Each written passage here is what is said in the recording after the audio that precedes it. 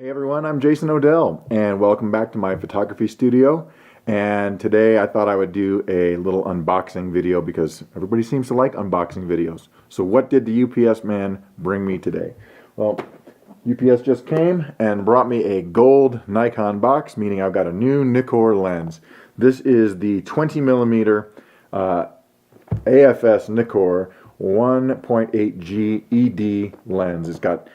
It's a G lens, nano crystal coat, F mount. What does that mean? It means that it's got all the latest coatings for sharpness.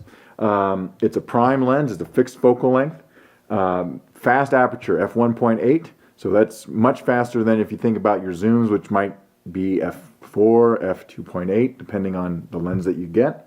It's going to work on all F mount cameras. That would be Nikon DX and Nikon FX.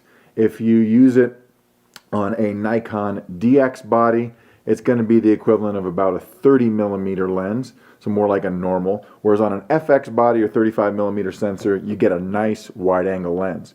Now, part of the reason why I got this lens, two things.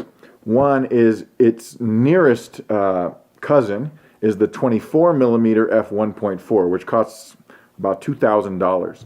This one will only set you back, I say only, $800. Well, that's a big difference in price, so I'll have to see how the performance is when I test this lens later. The reason I got it, mostly for doing things like astrophotography, night photography. Why? Nice wide lens. You want to take a picture of the Milky Way. It's a nice wide angle and fast aperture, f1.8. So that's a full stop faster than what I can get from my 14 to 24 and over two stops faster than my 16 to 35 f4. So much faster lens. It's going to allow those clouds, not the clouds, the stars to come through like the Milky Way. So let's take a look at what's inside here. Okay, open up the box. As normal, Nikon's got some stuff on the top. This is the pouch. Nice little soft pouch with a padded bottom. I'm going to put this back in the padding. I don't usually use the pouches, but it's nice to keep these things around. Here's the warranty card and the instruction manual. They're kind of tucked into the side. Nikon's really been changing their packaging around to make it more environmentally friendly. Now, what I do with my instruction manuals and the warranty card, I register my gear online at the Nikon USA website, and then I keep all these manuals and warranty cards in the box, and I save the box. Why do I do that? First of all, I'll always know where to find it. Second of all, if it's there and I choose to sell this lens at a later time, I'm going to have all the original packaging. It's going to be right in there, and that adds value if I choose to resell this. So let's bring out the lens. This is a little different style. We got a little plastic clamshell here. And let's take a look at this. If I can figure out how to open this up. Okay. This is a new one for me. And I'll try not to drop or break anything. Okay, so we got some recyclable plastic clamshell. Here's the lens and its hood. So I'm going to just set this down over here. Here we go. Again, I always save these little plastic wrappers as well. Again, it's nicer to pack those up should I choose to sell this lens at a future date.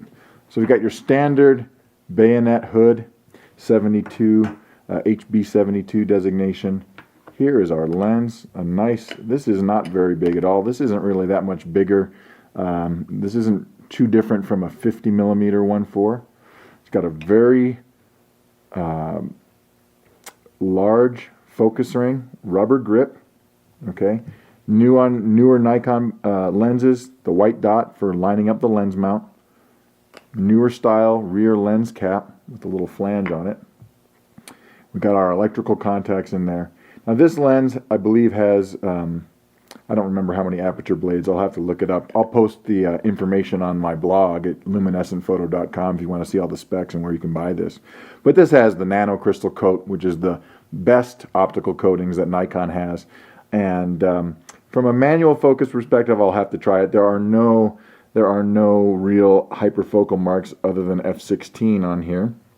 And the focusing scale runs from 0.66 feet to 1.3 feet in infinity, or 0.2 meters to infinity, which isn't very much. So this lens, it's not going to be your manual focus go-to lens for really fine focusing, but you'll be able to focus it well enough, I think.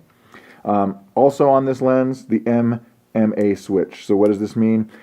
Because this is a G lens, you can switch this position from MA, which is autofocus with manual override, so you can manually override focus if you need to, or you can just switch it to M and it becomes manual focus without having to make any switches on the camera body. And sometimes that's easier to reach in a pinch, more convenient to just switch it on the lens when you're shooting.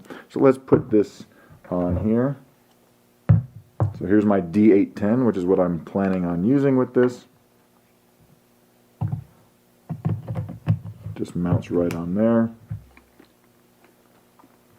And we'll take a look. So that's a nice wide lens. And I can go all the way to 1.8.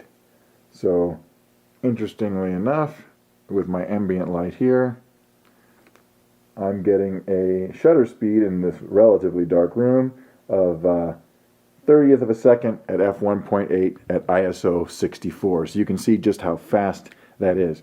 So again, where to use a lens like this? It's cool for street photography. You want a different look, that wide look with more shallow depth of field, which is something that's really hard to do with wide-angle lenses. Wide-angle lenses have a lot of depth of field.